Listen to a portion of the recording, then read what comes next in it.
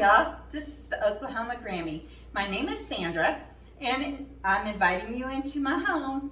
I'm going to be making some homemade pancakes, kind of semi. I am going to be using 5 pounds of this pancake mix and I have all the ingredients to mix it up. This box will make 16 cups of waffle and pancake mix. Now, the way that we're going to mix this up, you can use a regular waffle iron, you can use a Belgian waffle iron, which is what I have. I have a double-sided. I have it heating up. A lot of the older ones did not have the indicator light. If you do, you're going to use a cup of the mix and you're going to put it in here. Now this one is kind of smaller, a Belgian waffle maker, so it may only take maybe 3/4 of a cup. We'll see. I have my mix in my bowl here, and this is going to take 8 eggs, a 1/2 cup of oil, and 6.5 to 7 cups of milk. Now you could use any kind of milk that you want. It just states that you need to have milk. So that's what we're going to do. I have been under the weather, but I still have a large family and I take care of the little ones while their mom and daddies work. So far this week, even though I have not felt well, I have made a gallon bag of homemade French toast sticks for them. I have made 30 breakfast sausage, egg, and cheese burrito roll-ups, which I have in my freezer over here. I have made 3 9x13 pans of applesauce cinnamon swirl bread.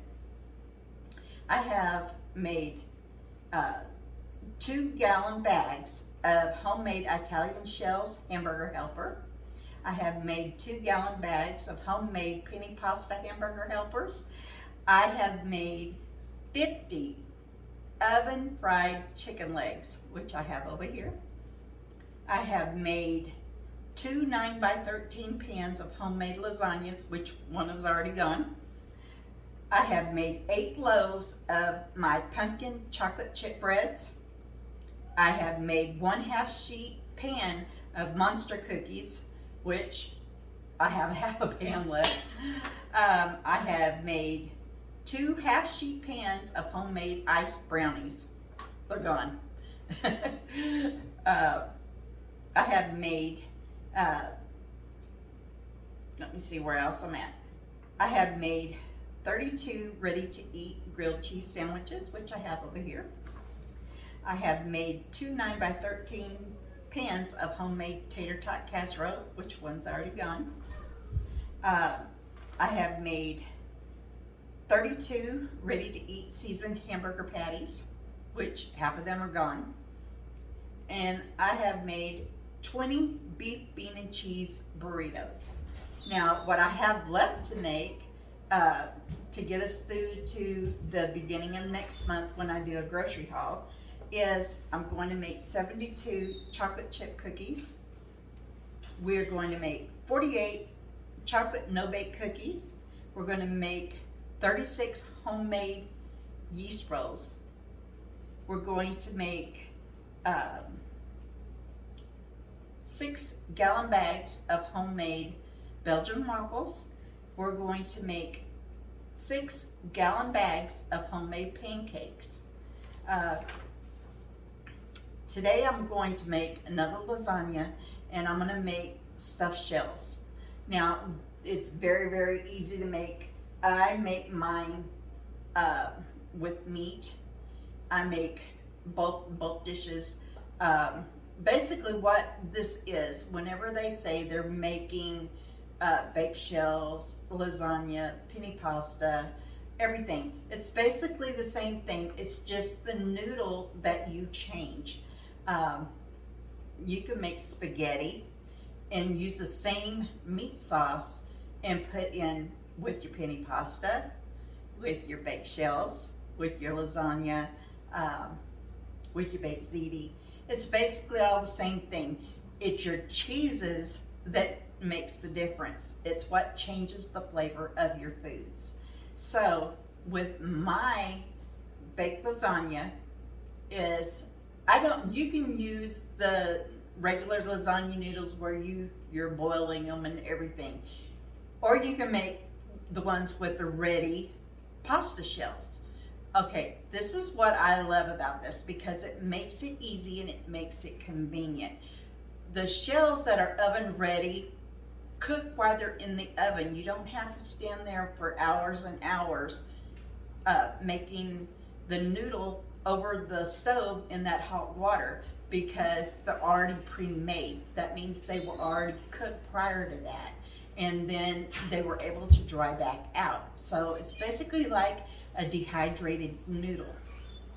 Whenever you make them, the way that I make my lasagna is I put some meat sauce in the bottom of the pan. I put the shells or the lasagna noodle. It's oven ready already, so I just lay them out, and then I add some more meat sauce. I put some, with my meat sauce, I mix it up, or you can leave it separate. Either way, it's just your choice. I put the meat sauce, and then you can either use ricotta cheese or you can use cottage cheese. My family prefers the cottage cheese over the ricotta.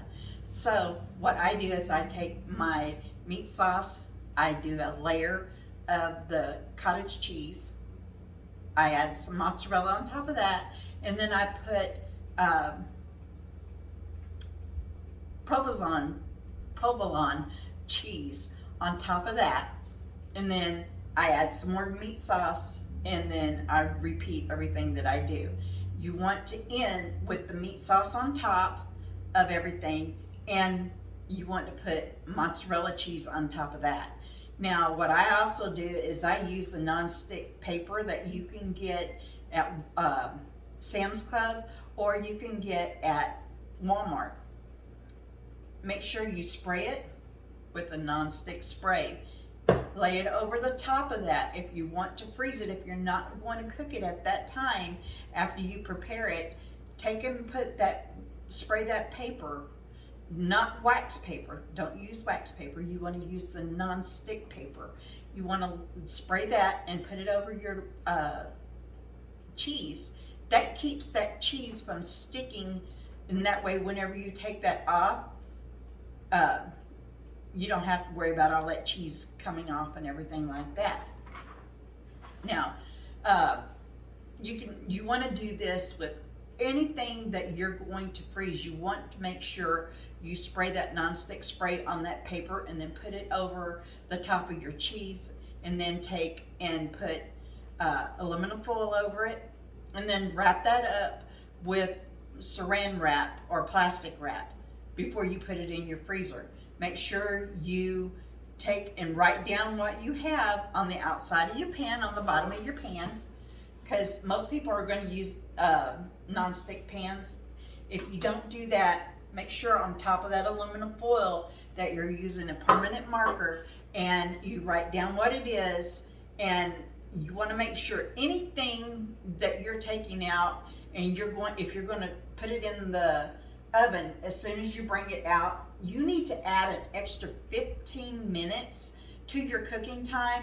You may have to add 20, because remember, it's frozen. You're not taking it from fresh that you just made and putting it in your oven where it's going to cook at that time that it says. So I want you to remember that whenever you're taking something from frozen to the oven directly, you need to add that extra 15 minutes. Now, if you're making it homemade, some people like to tint their food. They want to bring it up on high first and then bring it back down low. I don't do that. I've been doing this for 35, 40 years now. So the way I take the aluminum foil and I leave it on for about 20 minutes. And what that does is it keeps everything from burning. And you don't want your food to be burnt. I'm watching so many people on YouTube where they're putting it in, and you can see where it's burning before the actual food on the inside actually gets done. Everything on the top burns. You don't want that to happen, so leave your aluminum foil on top of your pan, and after 20 minutes take it off, and you can either tin it or you can just leave it like it is. Remember, you've got about another 25 minutes in that oven. If you're going to tin it, only tin it for about 10 minutes, then take it off and let it cook the rest of the time in your oven without anything on top of it. That way it cooks completely the rest of the way. I don't do that. I take and leave that aluminum foil on for about 20 minutes, and then I just take it off and I continue cooking. All my time is the same time in the oven. It's 375 with my lasagnas. I don't turn it up to 425. I don't turn it up to 450. I don't do any of that stuff, which is what a lot of the pre-cooked meals that you get at Walmart will tell you to do. I don't do that. My lasagna comes out good, and I never have it burnt or anything like that, and my family enjoys it. Now, I used to do the old basics where I would take the noodle and boil it, take it out, put it under cold water. That way it quits the cooking time. I don't do that anymore. Hey, if I can get them already oven ready, that's what I'm going to do, because I have a big family and it takes a while to get everything done. I have grandbabies that are 3 and 4, so I don't want them running around my kitchen while I have stuff in that oven for very long. So if you don't have that problem, then by all means, if you want to do it the old-fashioned way and boil it and boil it and boil it, do what you need to do.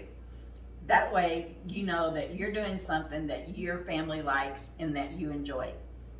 So I just don't have the time. I've got a large family, and most people know that. Hey, if you're not subscribed to my channel, I'd love for you to be a part of my family. If you like the video, give it a like. Hey, share it out if you want. So, with that being said, I have my pan to put my waffles in when they get done. We're going to get started on this video, and right now I have an extra pan sitting here. My friend across the street, Kim, she has like, I want to say like 13 or 14 chickens. We're going to give her the eggshells because chickens will eat the eggshells. So we're going to get going. We're going to crack 8 eggs in here.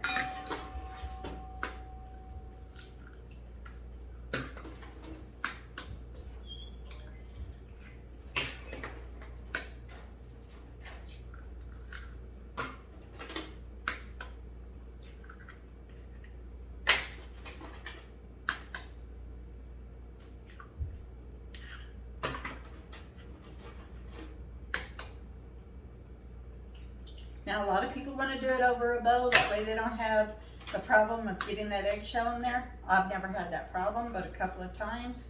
I've done this so many times it doesn't really bother me anymore. We're going to get our cup of oil.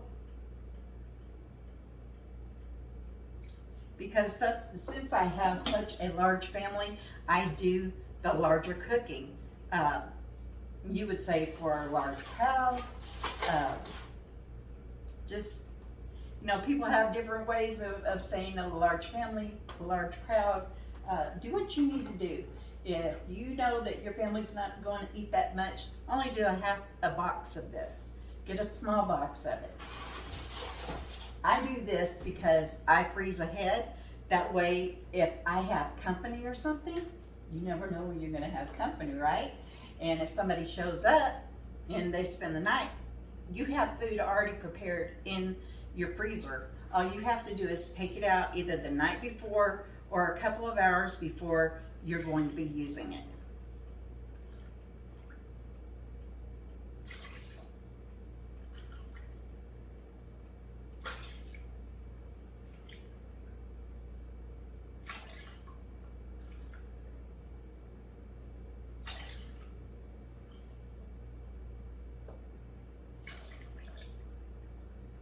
I'm going to do 7. because that seems to be what this waffle iron likes. So, and that's about a half a gallon of milk.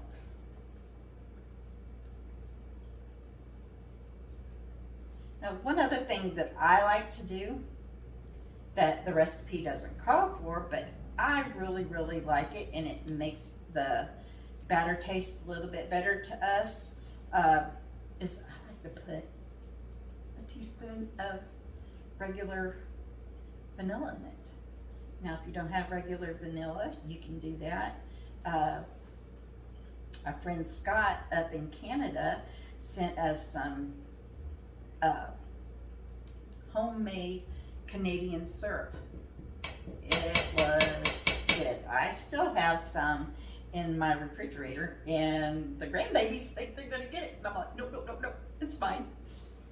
So I had never had maple syrup before. I said Canadian syrup. Well, okay, it's from Canada. So it was really good. The thing is I've had multiple surgeries, abdominal surgeries, and some very serious surgeries, and there's only certain things that I can eat. I can't eat a lot of foods. So I was able to have a couple of pancakes with it. The kids wanted to try it because they've never had maple syrup. And I'm finding a lot of different recipes that are now calling for the use of maple syrup, which I had not seen a lot of these because my family's kind of, you know, your family kind of eats a certain way for years and years, and then, oh my, there's so many different things out there that can be made that families have never seen or heard about before, and we're trying different things. We have one of the babies, my 4-year-old, he's autistic, and I have been trying to get him to eat fruit. We've got him to eat bananas. It's the texture things with people that have autism like him, and he will eat a banana just every now and then. Vegetables, we're still working with him, y'all.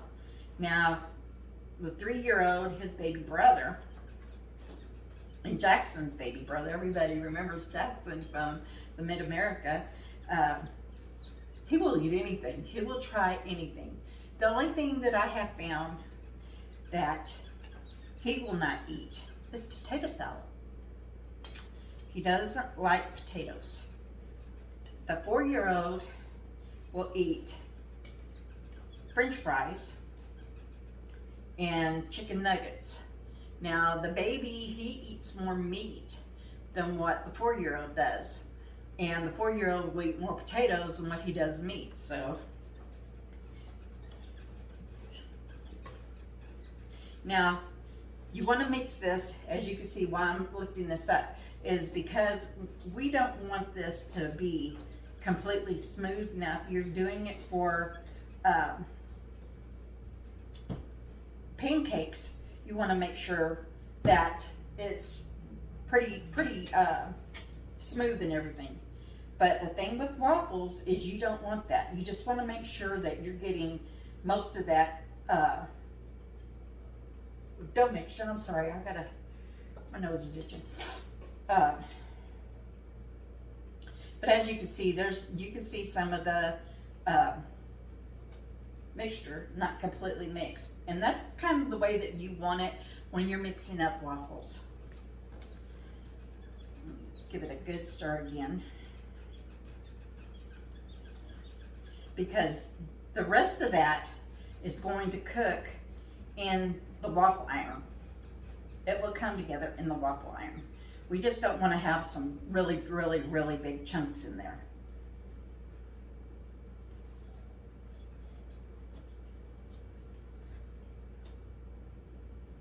So, oh, I'm sorry, y'all.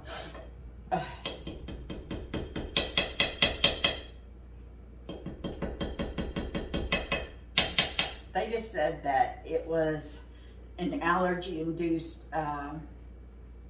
virus that's going around here. A lot of people got laryngitis from it. I mean, it just really took me down. Like I said, I have grandbabies, so life goes on whether I'm sick or I'm not. I've got a big family. Everybody has to eat no matter what, whether you're sick or not. So, and I'm gonna spray.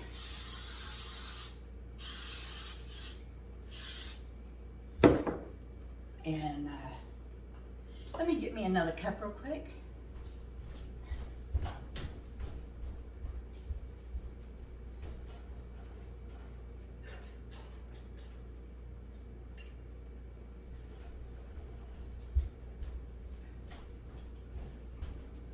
Okay. We're gonna put, I wanna say it's gonna take about a cup.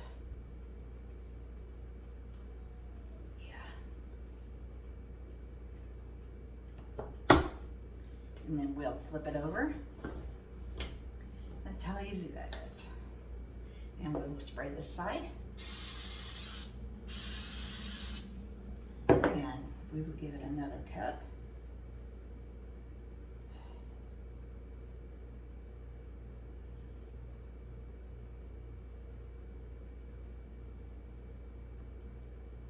And yes, they're going to be thick, and that's the way you want them. And then you flip it. And I want to turn this up to about, let's go to about 4.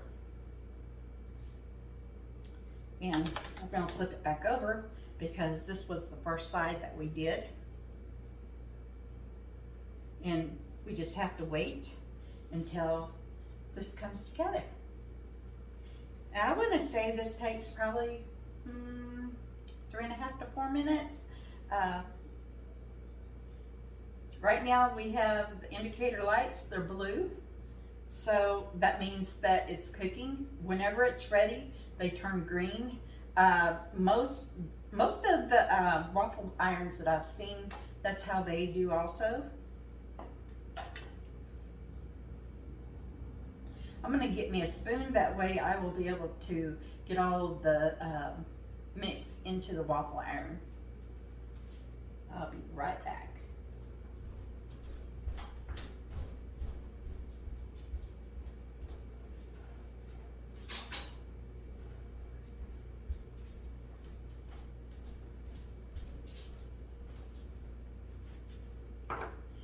That way, whenever I get ready for this, my pretty little towel here. Oh, and you can smell them. I did not put the my vanilla in here. Let me grab it real quick.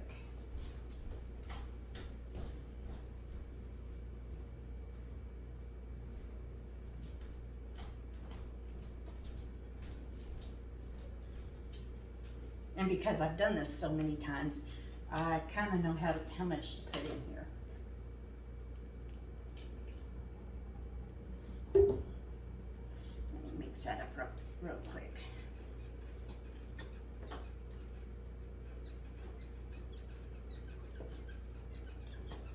And this is a Mexican blend vanilla. And pretty much what a Mexican blend is, it's the vanilla that they put in there, but they also put a little bit of molasses in there, and people didn't know that.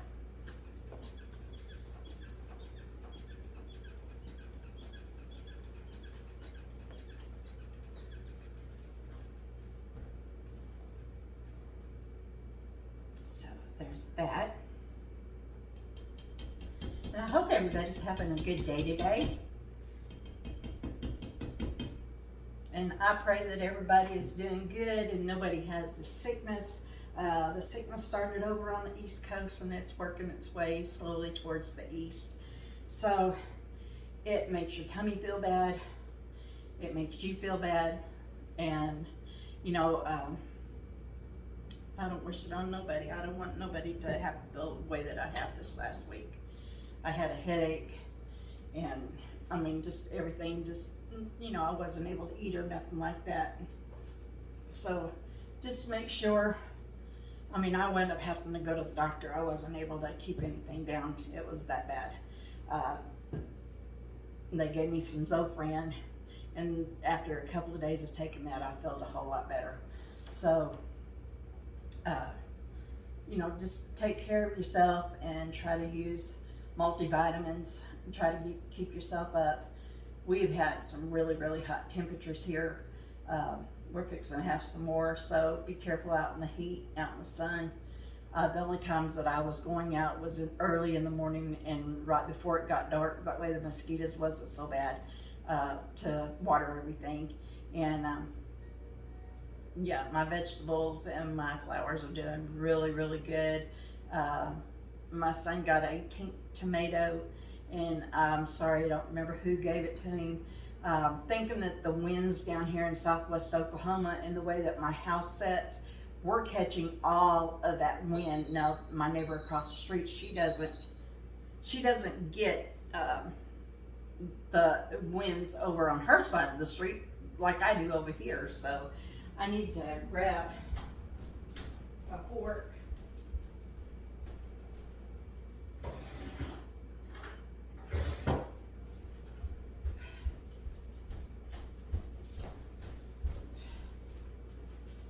So here's our first waffle. So we're going to put that down there. Going to give this a quick spray again. And we're going to get another cup. Aha, the other side's ready.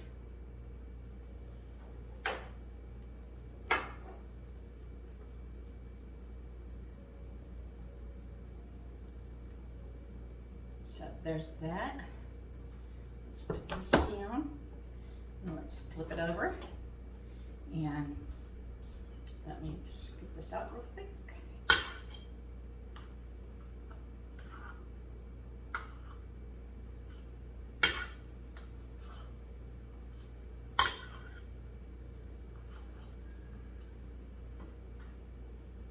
Okay.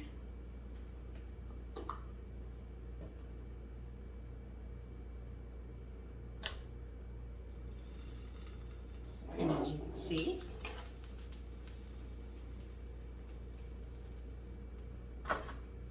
we're going to make a whole bunch of these, and I'm going to come back and I'm going to let you see how many I made, and I'm going to count them. And remember, each one makes 4, so I'm going to see how many I can make, and then I'll tell you how many I have left.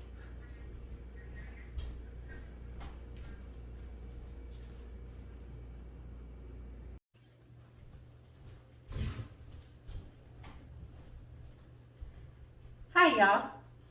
So I have completed the waffles, and I made 18 waffles, and if you cut them into pieces, which is what I'm going to do, I've got 72 individual waffles out of this. That will give me 6 1-gallon bags of waffles, because I will put 12 pieces in each bag. So if you enjoyed this video, I would appreciate it if you would help me out by liking the video and subscribing to the channel. And I hope to see you again next time. This is the Oklahoma Grammy, Sandra. I'll see you next time. Thank you for watching. Bye.